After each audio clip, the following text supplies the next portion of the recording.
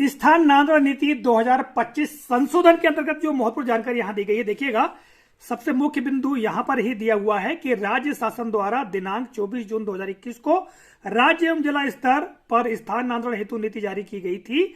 वर्तमान में स्थानांतरण पर प्रतिबंध है, किंतु कार्य सुविधा के दृष्टिगत उपरोक्त नीति की कंडिका 9 का निम्नानुसार संशोधन किया जा रहा है। आप यहां पर देखिएगा, ये है स्थानांतरण नीति 24 जून 2021 की, जो कि कुल प्रश्नों की संख्या हम कहें मान लो इसमें, तो देखिएगा कुल 21 प्रश्न दिए गए हैं और इसकी कंडिका जो 9 है, मैं आपको कंडिका 9 के बारे में बता देता हूं।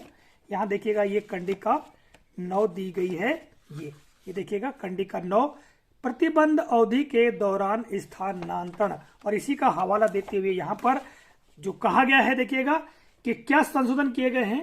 पहला बिंदु देखिएगा यहां पर, प्रतिबंध अवधि के दौरान स्थानांतरण, प्रतिबंध अवधि में तथा स्थानांतरण नीति से हटकर सामान्यतः केवल निम्न अपवादिक परिस्थितियों में प्रथम, द्वितीय एवं तृतीय श्रेणी के शासकीय सेवकों के स्थानांतरण आदेश विभागीय मंत्री से प्रशासकीय अनुमोदन के उपरांत जारी किए जा सकेंगे। तो यहाँ पर स्पष्ट कर दिया गया है कि जो शासकीय सेवक हैं प्रथम, द्वितीय एवं तृतीय श्रेणी के, ठीक है, अपवादिक स्थिति में ही उनके स्थानांतरण होंगे विभागीय मंत्री के प्रशासकीय अनुमोदन के पश्चात। अगला बिंदु क्या है, यहाँ देखिएगा अगला बिंदु में कहा गया है कि गंभीर बीमारी या यथा कैंसर, लकवा, हृदयघात, पक्षाघात इत्यादि से उत्पन्न तात्कालिक आवश्यकता के आधार पर होंगे।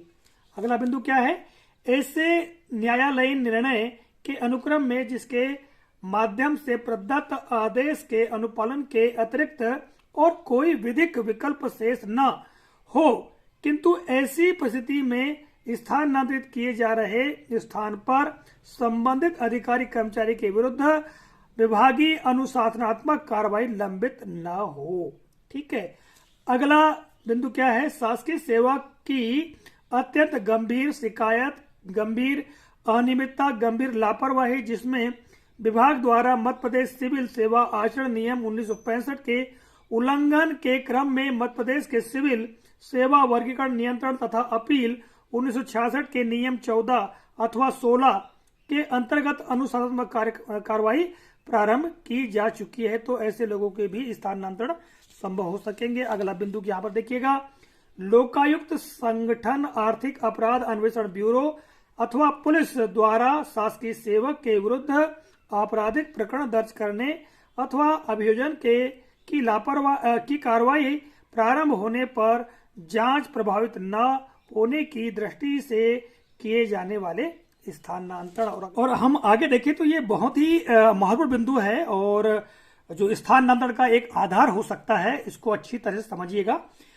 निलंबन, त्यागपत्र, सेवानिवृत्ति चाहे सामान्य हो, अनिवार्य हो, स्वैच्छिक हो, पदोन्नति, प्रतिनियुक्ति से वापसी अथवा शासकीय सेवक के निधन, इनके फलस्वरूप यदि कोई पद रिक्त होता है, ठीक है, जिस संबंध में विभाग का यह मत है। अब क्या मत है देखिएगा, यदि कोई पद रिक्त हो जाता है तो कहा गया है कि लोकहित में उक्त पद की पूर्ति स्थानांतरण पर प्रतिबंध अवधि में की जाना अत्यंत आवश्यक है। यदि अत्यंत आवश्यक है तब, ठीक है, वहां पर जो स्थानांतरण हो सकते हैं, किंतु उसके लिए शर्तें भी जोड़ी गई हैं, उन शर्तों को समझना आवश्यक है। क्या कहा गया है, किंतु ऐसी रिक्तियां जो तत्स्थान पर पदस्थ अधिकारी कर्मचारी के स्थानांतरण से उत्पन्न हो सम्मिलित नहीं की जाएगी। और इसको एक उदाहरण के माध्यम से समझाया गया है। पहले हम उदाहरण देख लेते हैं, फिर समझते हैं कि क्या कहा गया है। उदाहरण स्वरूप, यदि ए स्थान से किसी अधिकारी कर्मचारी को स्थानांतरित कर किसी अन्य अधिकारी कर्मचारी को इस आधार पर कि अब ए स्थान पर रिक्त हो गई है, स्थानांतरित नहीं किया जाएगा। यहां पर शर्त जोड़ी गई है कि यदि किसी कर्मचारी को किसी ए स्थान से स्थानांतरित करके वहां पर यदि पद रिक्त कर दिया गया है और फिर दूसरे का स्थानांतरण करने की बात की जाएगी, तो ऐसे में स्थानांतरण नहीं होगा।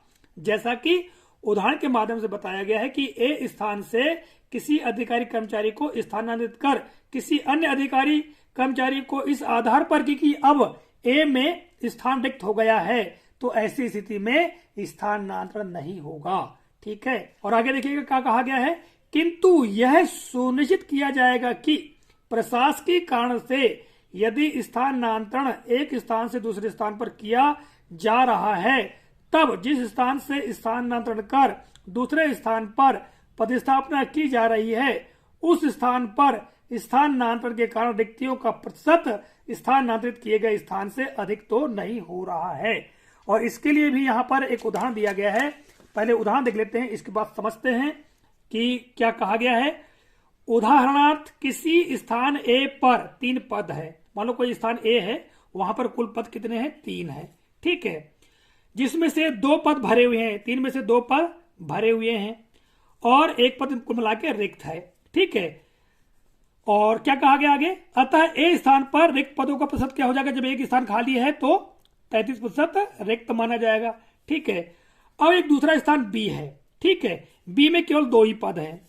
बी जो स्थान है वहां पर 2 पद है, जिसमें से 1 पद भरा हुआ है। इसमें से क्या हुआ? 1 पद भरा हुआ है, तो जो 1 पद के लिए 1 पद खाली है तो उसका प्रतिशत क्या होगा? 50% रिक्त होगा। ठीक है, अब आगे क्या कहा गया कि ए से बी में स्थानांतरण पर, यदि मान लो इस ए से बी में स्थानांतरण करेंगे, एक व्यक्ति का स्थानांतरण हो जाएगा, तो यहाँ दोनों पद भर जाएंगे, मतलब रिक्तियों की संख्या क्या हो जाएगी? 0 हो जाएगी, 0% हो जाएगा। ठीक है, और यहां पर जो 33% खाली था, अब यहां जब खाली था तो यहां पर क्या हो जाएगा? 66% खाली हो जाएगा। ठीक है, जैसा कि यहां कहा गया है। वही स्थानांतरण बी में रिक्ति का प्रतिशत 0 हो जाएगा। जैसे कि मैंने आपको बताया कि जो बी है यहां पर रिक्ति का प्रतिशत 0 हो जाएगा और ए में रिक्ति का प्रतिशत 66 हो जाएगा। अतः यह नीति में उपरोक्त स्थानांतरण अनुमत्य नहीं है। ऐसी स्थिति में स्थानांतरण नहीं होगा। ठीक है, ठीक इसी प्रकार बी से ए स्थान पर स्थानांतरण भी अनुमत्य नहीं होगा, अर्थात यह भी इस तरह कभी स्थानांतरण नहीं होगा। यहां 2 पद है, एक भरा हुआ, उसका स्थान यहां कर देंगे तो यहां पूरा 100% खाली हो जाएगा। यदि यहां पर एक पद पहले से खाली है, एक का अगर स्थानांतरण करेंगे तो यहाँ 66% हो जाएगा। ठीक है, यहां पर 0 हो जाएगा रिक्ति। तो ऐसी स्थिति यदि बनती है तो स्थानांतरण नहीं होगा, ऐसा कहा गया है। और आगे देखिएगा, परियोजना का कार्य पूर्ण होने पर अथवा पद अन्यत्र स्थानांतरित किए जाने के कारण स्थानांतरित किया जा सकेगा। ठीक है, यदि कोई परियोजना चल रही है और वो कार्य पूर्ण हो चुका है, ठीक है, या जो परियोजना है वो अन्यत्र स्थानांतरित हो रही है, ऐसी स्थिति में भी स्थानांतरण होगा। आगे क्या कहा गया देखिएगा, आगे कहा गया है, उपरोक्त प्रकरणों के अतिरिक्त माननीय मुख्यमंत्री कार्यालय से प्राप्त उच्च प्राथमिकता के प्रकरणों में भार साधक सचिव प्रशासकीय अनुमोदन प्राप्त कर आदेश जारी कर सकेंगे। ठीक है, यह भी बड़ा महत्वपूर्ण है। ठीक है, माननीय मुख्यमंत्री जी जो हैं उनके कार्यालय से प्राप्त उच्च प्राथमिकता का कोई प्रकरण है मान लो, तो भार साधक जो सचिव प्रशासकीय अनुमोदन प्राप्त कर आदेश जारी हो सकेंगे। किंतु ऐसे स्थानांतरण प्रकरण जिनको करने में विभाग नीति के अनुरूप नहीं हो पाता है, यदि नीति के अनुरूप नहीं है तो ऐसे प्रकरण विभागीय सचिव, विभागीय मंत्री महोदय के अनुमोदन उपरांत कारण सहित अपर मुख्य सचिव, प्रमुख सचिव, मुख्यमंत्री कार्यालय को पुनः प्रस्तुत कर अग्रिम आदेश प्राप्त करेंगे। तो ये जानकारी दी गई है स्थानांतरण 2025 के अंतर्गत। और यह पत्र या ये नीति जो है, ये देखिएगा तिथि दी गई है 29 जनवरी 2025 की। ठीक है, तो अधिक जानकारी के लिए आप स्थानांतरण नीति के कंडिका 9 का भी अध्ययन कर सकते हैं, जैसा कि मैंने आपको पूर्व में बताया। ठीक है, ये कंडिका 9 दी गई है, इसके अंतर्गत जो बिंदु दी गए हैं 9.1 से लेकर के 9.6 तक। ठीक है, इन बिंदु को पढ़ सकते हैं। आशा करता हूँ जानकारी उपयोगी लगी होगी। तो मिलेंगे अगली वीडियो में, तब तक के लिए जय हिंद।